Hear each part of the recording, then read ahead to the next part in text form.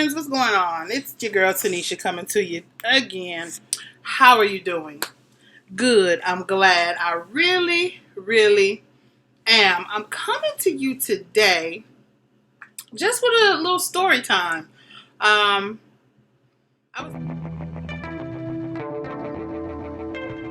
was looking at some pictures on Facebook, and I was thinking about some times I used to spend back home in Michigan, which is where I'm from. I'm in Atlanta now. Been here about like 23 years, but so there was this time that I actually witnessed an attempted murder.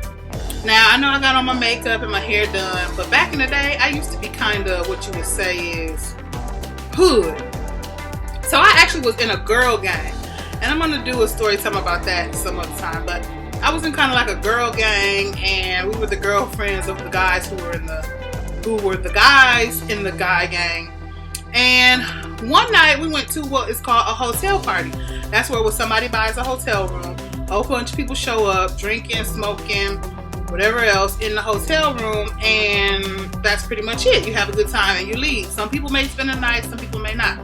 So when I lived in Michigan, and there was a Best Western on Pearson Road, and there was a hotel party. So I showed up, I think, with my aunt and my cousin. So when we got there, you know, everybody was just around drinking, smoking, laughing, having a good time. So in Flint, which is where I'm from, a lot of times guys from Detroit will come to Flint to hang out, and vice versa. People in Flint will go to Detroit to hang out. So on this particular night when we were having the hotel party, us being in Flint and from Flint, some Detroit guys came. And, you know, it was some Flint guys there, some Detroit guys there, and then it was all the girls who we were all from Flint. So anyway, so we're partying, having a good time, everybody just chilling, hanging out, you know, just doing what you do at a party. So the next thing I know is I remember being by a window, and I think we were on the second floor. I remember being by a window, and I turned around and I heard a little commotion. And what had happened was a guy, you know how it's so packed, so you just got to kind of find your place wherever you can be. So one guy was kind of like, you know, leaning up against the dresser or whatever, and I guess he left.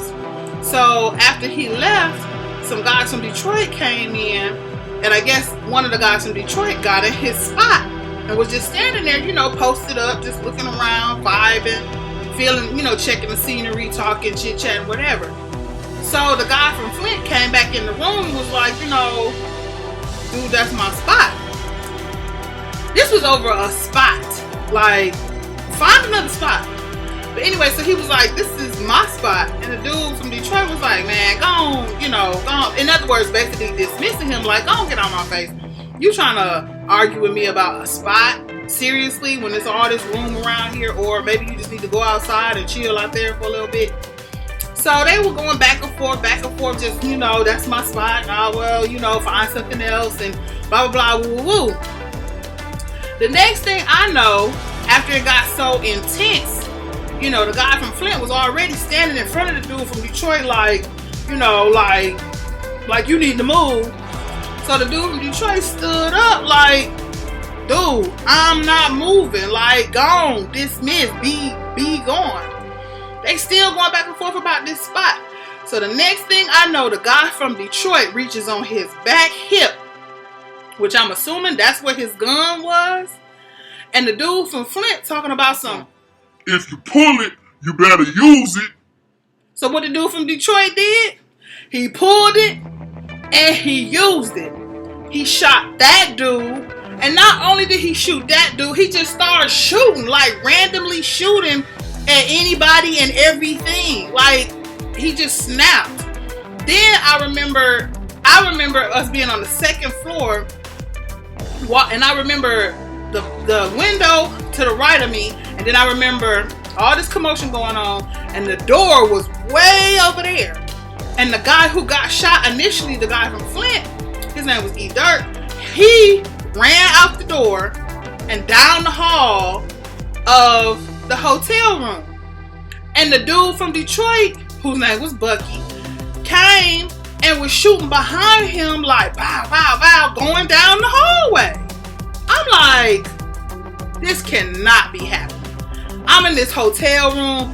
I'm in front of the mirror, in front of the window. It ain't no balcony. It's just like we on the second floor. If I jump, I'm jumping.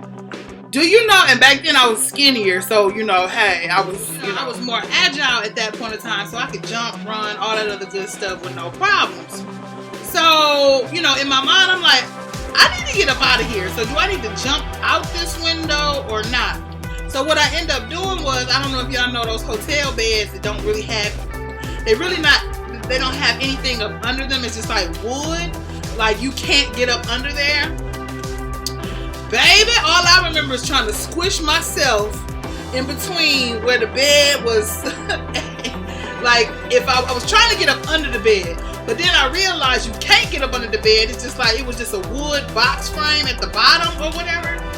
So it's like I'm trying to squish up under there while all this commotion is going on. People jumping over beds. I think some people did jump out the window. Some people ran down the hall. I'm still hearing gunshots. I'm hearing people screaming, crying. Somebody locking themselves in the bathroom. I'm hearing doors closing and opening. It was pandemonium.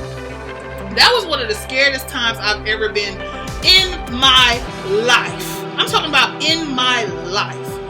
I didn't want to die that night, and I was too young to die that night. But it just let me know, like, look, a real good time can turn real bad real quick. Like, that's why you always need to pay attention to what you're doing.